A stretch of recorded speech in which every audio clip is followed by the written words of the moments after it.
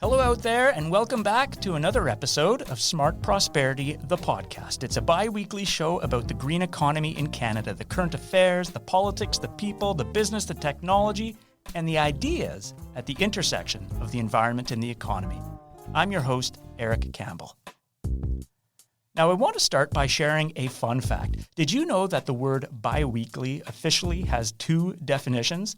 And not only that, but two completely contradictory definitions. If you look up the Webster's Dictionary, it will tell you that the word bi-weekly can either mean occurring once every 2 weeks or occurring twice in 1 week. Isn't that crazy? Well, this is a bi-weekly podcast that occurs once every 2 weeks. So thanks for tuning in, and we've got an exciting show for you today. On today's show, decarbonizing transportation. The cars we drive and the trucks that move goods along the highways account for 1/4 of all Canada's greenhouse gas emissions. Maren Smith from Clean Energy Canada walks us through a comprehensive approach for changing that. Then, does paying $2 to plant a tree undo the emissions of your last flight or of driving your car? Nick Rivers is here to walk us through the prickly world of carbon offsets. After that, we'll hear a 60-second summary of a major new report, and Mike Moffat caps it off with his usual list of 5 things happening in the green economy this week. That's today's agenda. Let's get started.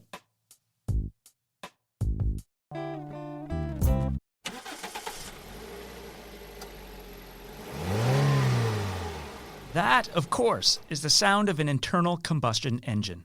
Now multiply that by roughly 35 million, and that's the number we have on the roads here in Canada. And whether those internal combustion engines run on gasoline, diesel, or compressed natural gas, whether they are cars, SUVs, trucks, or tractors, they are the second biggest source of carbon pollution in Canada.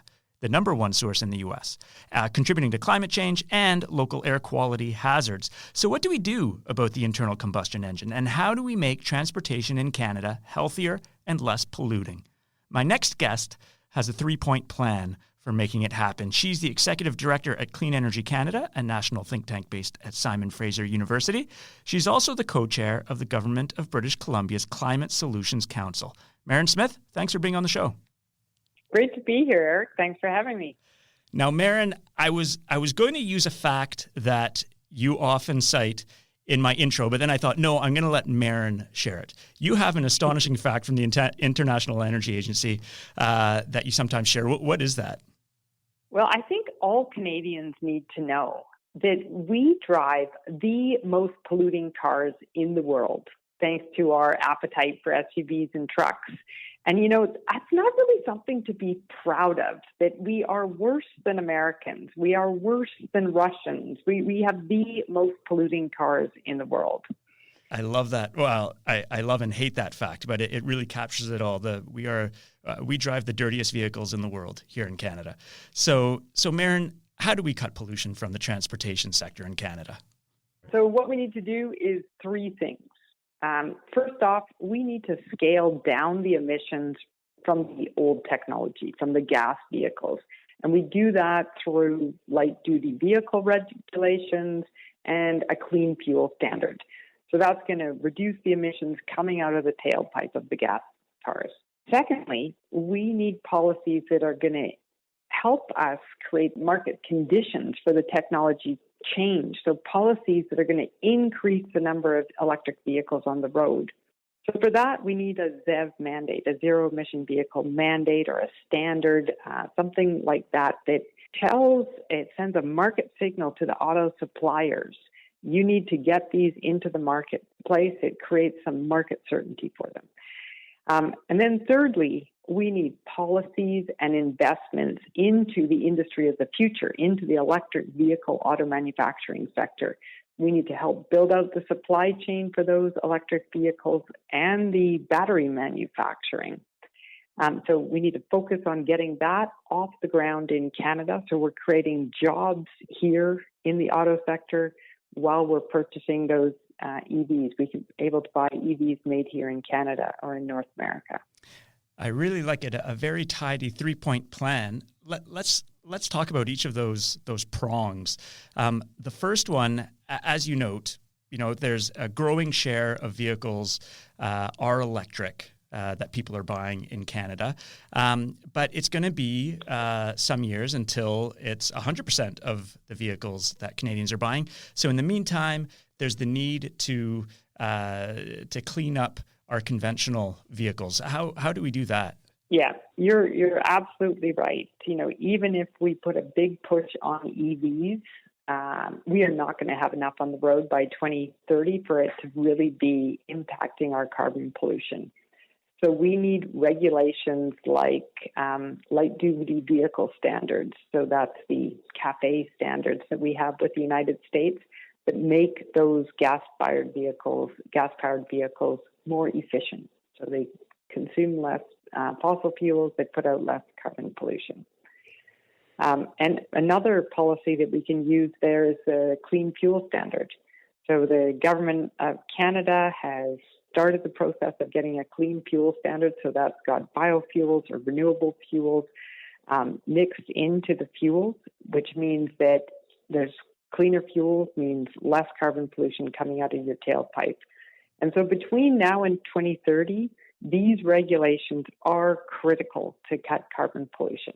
They're the things that are going to really scale down the emissions while we continue to drive gas vehicles. Okay. And in the meantime, Canada is going to be scaling up adoption of electric vehicles. That's the second prong in your 3-point plan. What do we need to do in order to accelerate the use of electric vehicles in Canada? A study was done recently in Canada looking at all the car dealerships. And if you went to one, could you actually test drive or buy an electric vehicle? And it found that the majority of the dealerships did not have an electric vehicle on the lot. So if you wanted to buy it or even test drive it, you didn't have an opportunity. And that really limits the sales of electric vehicles. Most people aren't going to shift to a new technology without even getting a chance to test drive this. Mm-hmm. So in order to make it so that the cars are available, so that every manufacturer has cars that you could go test drive or buy, there's a thing called a zero-emission vehicle mandate or a zero-emission vehicle standard, which requires the car dealerships to have there. We have one in British Columbia. There's one in Quebec. What we find is actually the sales of electric vehicles here are much higher than in the rest of Canada, getting close to 9% in British Columbia and about close to 8% in Quebec. And that's because of this zero-emission vehicle mandate. It's sending this signal to the auto suppliers that they need to have the cars there. And this is absolutely necessary. And I would say that we need one at a national level. Okay. So prong one is a couple key regulations to clean up our gas-fueled cars. Prong two is about accelerating electric vehicle adoption in Canada and a key policy tool there being this electric vehicle mandate. What's the third prong of your plan here? Yeah, so the third prong is making sure that we land this manufacturing for EVs, the EV parts, and the EV batteries here in Canada. So we need policies and investments into this industry of the future, into the electric vehicle auto supply chain. So that, I'd say, is a huge opportunity for Canada. We, interestingly, have all the metals and minerals that are needed to make EV batteries. And that's a big part of the electric vehicle supply chain is the batteries. So we've got those in Canada. We've also got clean electricity here to power the auto manufacturing sector. And increasingly, we're seeing cars like BMW, Tesla. They want to be able to say that they're low carbon cars. They want to be able to source their metals and minerals from places where they are being extracted in low carbon and sustainable ways.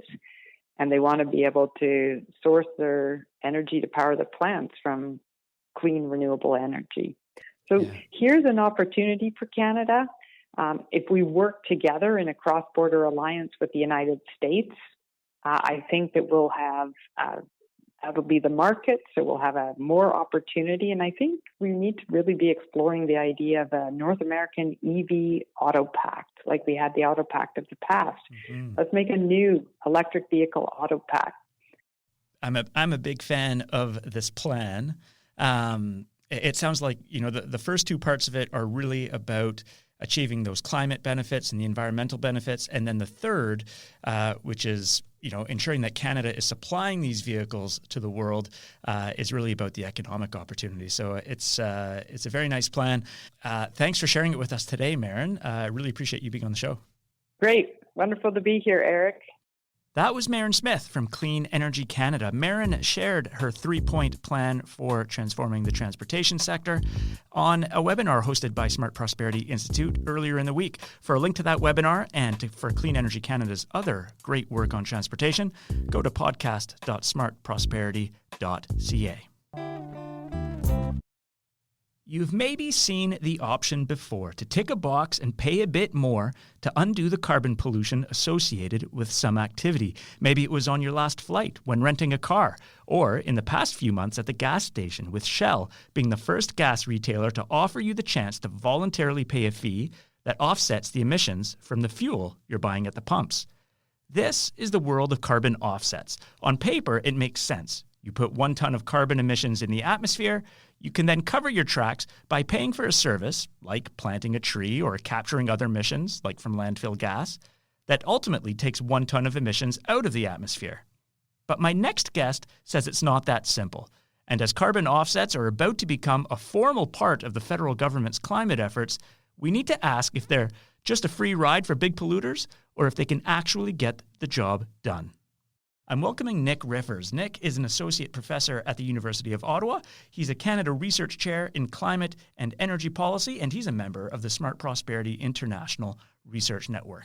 Nick, thanks for being on today's show. Hi, Eric. Thanks for having me. Nick, so what is a carbon offset, and how is it meant to work in principle?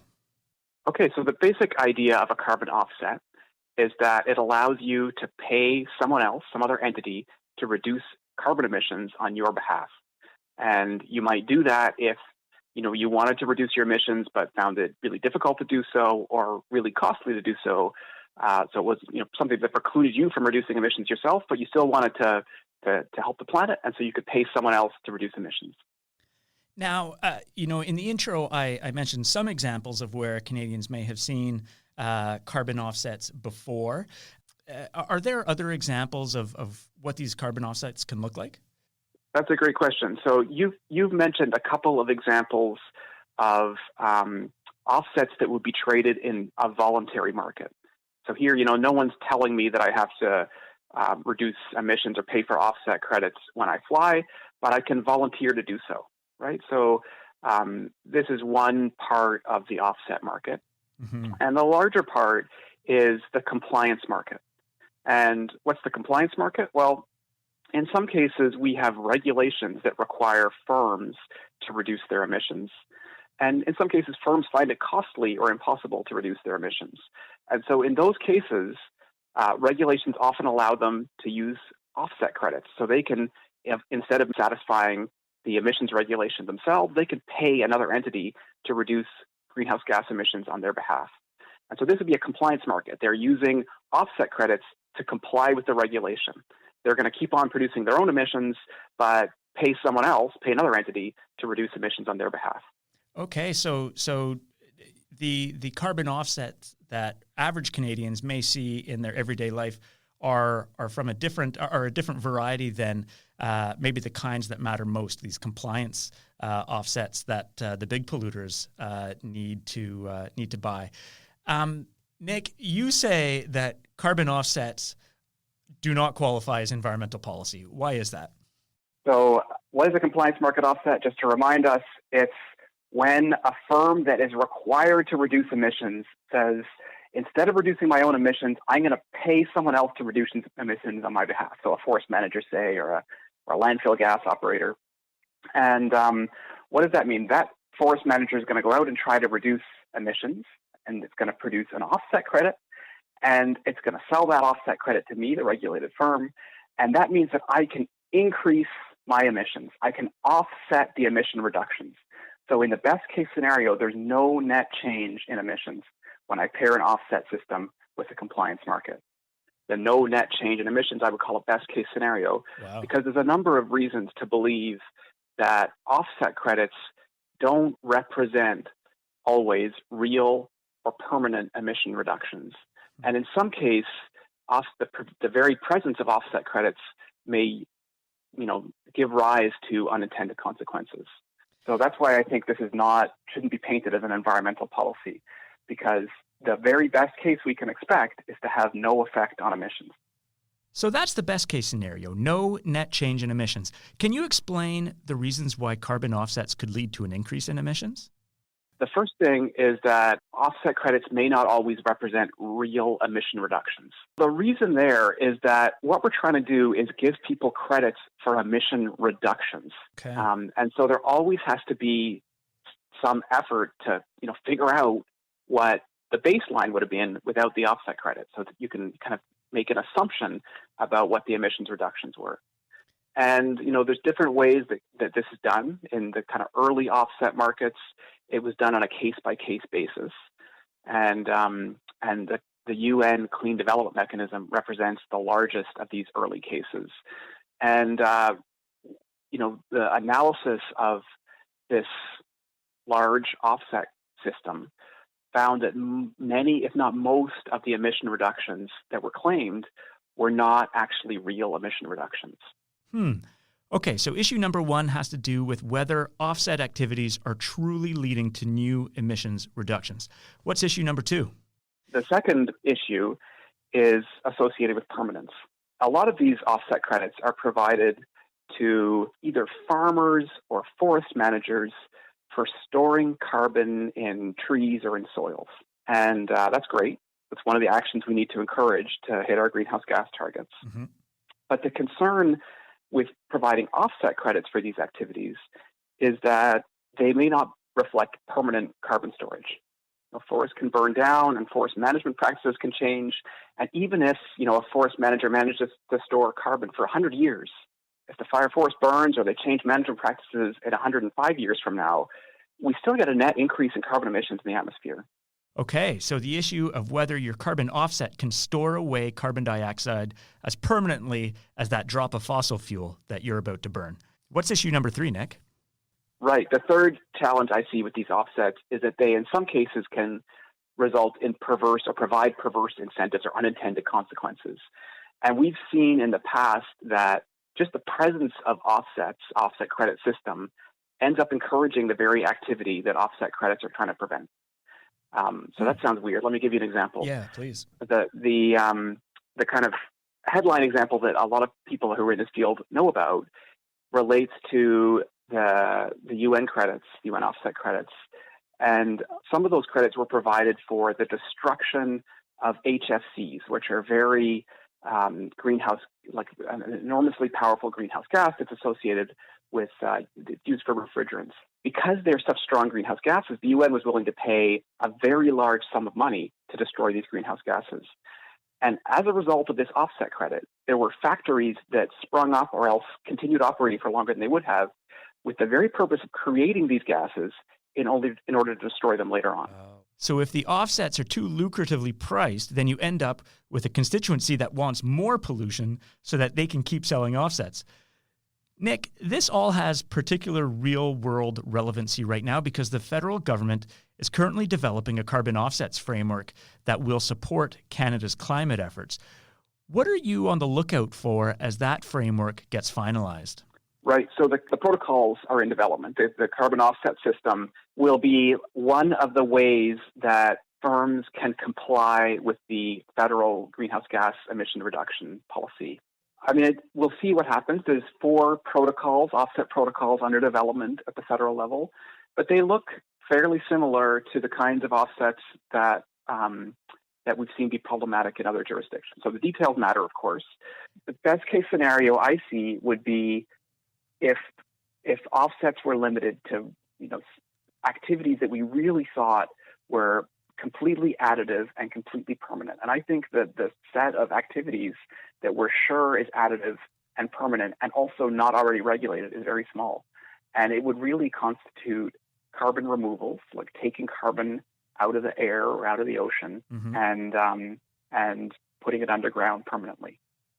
And so my concern again is that if these protocols aren't completely watertight, 100%, if these offsets don't represent 100% permanent and 100% additive emission reductions, then pairing this offset system or making it one of the compliance options for these firms will result in a net increase in emissions. Nick, thanks for taking the time to explain some of these carbon offset concepts to us today. Thanks. It was a pleasure to be here. That was Nick Rivers, Canada Research Chair at University of Ottawa. To read more about carbon offsets, the arguments in favor, the arguments against, go to this episode's webpage, podcast.smartprosperity.ca.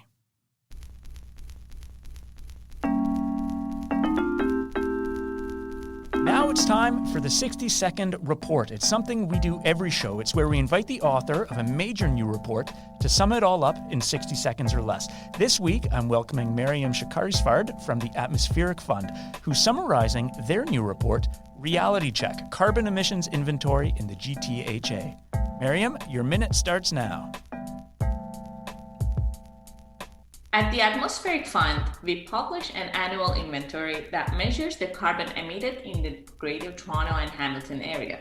This year's report is a major reality check showing that following Ontario's coal phase-out in 2014, emissions are slowly increasing across the region and increased 5.2% year over year, reaching to 55.5 megatons. Buildings and transportation continue to be the main culprits. This 2018 data may feel like ancient history given the pandemic context, but any dips in emissions caused by COVID-19 will not affect the trajectory of our carbon problem. In fact, without dramatic and immediate intervention, emissions and climate change will get worse. Sharing this data allows decision makers across the GTHA to measure and influence the urgency and direction of climate actions. Find out more at TAF.ca. Thank you, Miriam. For a link to that new report from the Atmospheric Fund, you can visit this episode's webpage at podcast.smartprosperity.ca. Now it's time for that last segment of every show. It's our rapid fire rundown of the 5 most important things happening in the green economy this week. It's courtesy of my colleague, Mike Moffat. He's the Senior Director of Policy here at Smart Prosperity Institute. Mike, over to you. What have you got for us this week? Here are the 5 things I'm watching this week. Number 1, Nova Scotia's new Premier, Ian Rankin, has committed to accelerating action on climate change. The government's throne speech pledged phasing out coal plants by 2030, 10 years ahead of schedule, and promised to make Nova Scotia Canada's first carbon-neutral province. Number 2, the Alberta and federal governments announced a joint working group for a carbon capture and storage strategy, which would enable the oil and gas sector to reduce its carbon emissions at the source. Media reports suggest Alberta is requesting $30 billion of federal investment into the technology. Number 3, Bank of Montreal announced plans to deploy $300 billion over the next 4 years to help clients achieve net zero carbon emissions. This follows a similar commitment last month from RBC. Number 4, Bill Gates issues a warning that Bitcoin is the most energy-intensive payment transaction method on Earth. The data bears this out as the Dutch-based Bitcoin Energy Consumption Index now pegs the cryptocurrency's electricity usage at about 100 terawatt hours, equivalent to the usage of the entire country of Norway. And number 5, a new United Nations report finds countries are not allocating enough spending towards a green recovery. Of the $14 trillion being spent by the world's top economies, less than 20% is focused on climate-friendly economic growth. I'm Mike Moffat, and those are the 5 things I'm watching this week. Thank you, Mike. If you'd like to have a second glance at those stories, the top 5 in the green economy this week, and be able to click through on some links, we've got them written out for you at podcast.smartprosperity.ca. Well, that's it for today's show. Let me know what you think. You can email me, you can @ me on Twitter, you can even troll my boss. All that contact info is at podcast.smartprosperity.ca. I hope you'll join again next time for more guests, more ideas, and more exploration of the most current issues in the green economy. That episode is out March 31st. I hope you'll tune in then. My name is Eric Campbell. Thanks again for listening.